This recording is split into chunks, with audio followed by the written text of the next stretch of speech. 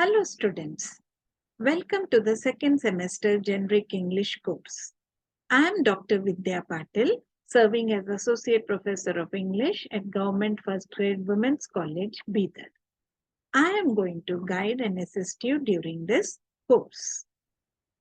English is not a native language for any of us, but still we need to learn and master this foreign language for professional reasons. Studying this generic English course will help you to understand the nuances of the English language and also get more fluent while communicating in this language. I'm sure you all must be eager to know what you are going to study in this course. So, in this video, we will try to understand what are the different topics which are included in your syllabus and which you need to study in this course. The generic English course is divided into two sections. The first section is the workbook and the second section is the course book. The workbook comprises of two units. Unit 1 is receptive skills and Unit 2 is productive skills. These two units deal with the basic language skills. Second section, the course book, deals with the prescribed textbook. So, each of these textbooks will have 8 lessons, 7 lessons and 1 translation activity. So, this is how your entire curriculum has been planned. Let us now try and understand what are the various topics which you will study under the first section, that is the workbook. As I have told you earlier, the first section of your generic English course is the workbook. This workbook deals with the basic language skills. Whenever we want to learn any new language, there are 4 basic skills which we need to learn.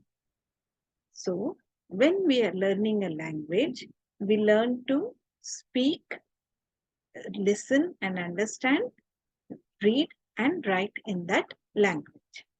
Therefore, speaking, listening, reading and writing are the 4 main language skills.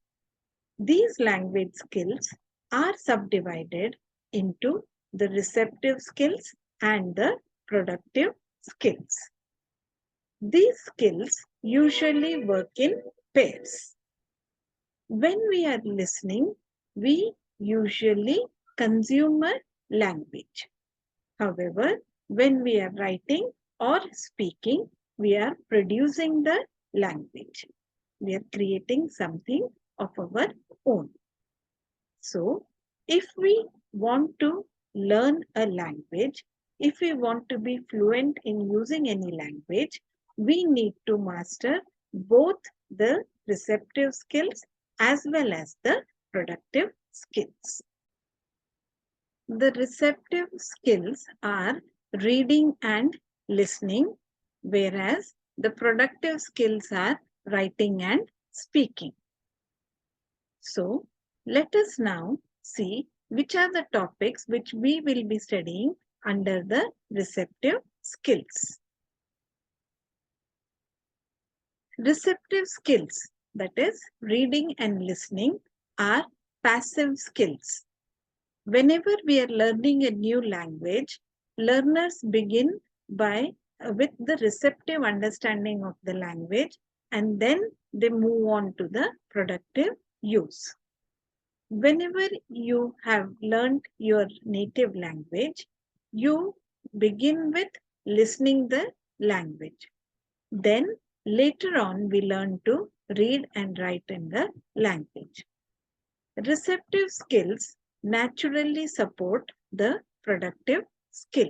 Now, under receptive skills, there are 7 topics which you will be studying during this course. The first chapter is about reading a passage and giving it a suitable title.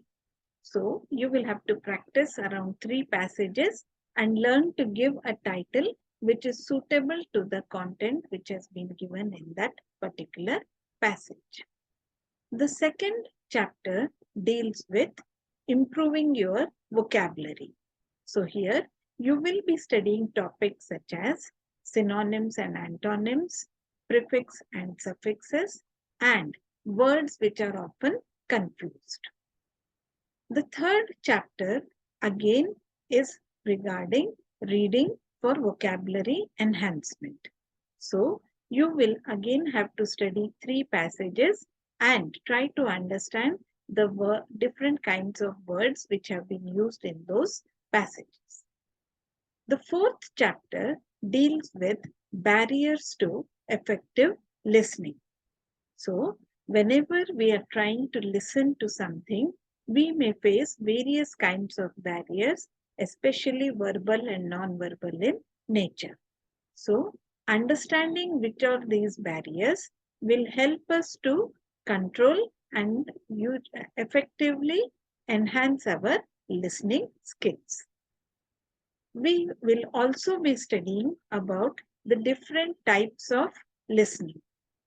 So we will try to understand how to listen more effectively and try to gain as much information as possible through this effective listening.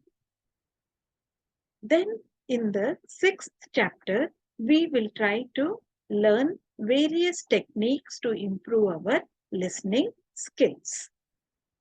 In the last chapter, there are various activities which you will have to participate in so that you can improve your listening skills. In this way, the first unit, receptive skills, will help you to develop your listening and reading skills. Second unit is the productive skills. Speaking and writing are the different productive skills.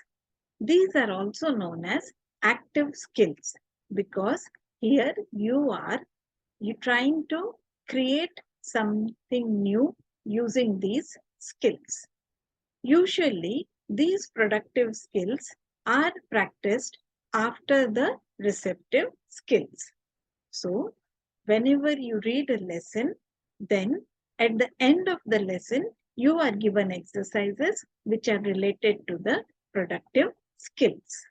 Under the second unit, there are again 6 chapters which you will need to study. You will be studying and understanding reported speech. So, converting sentences from direct to indirect is something which you have been doing from your lower classes. You will also learn dialogue writing.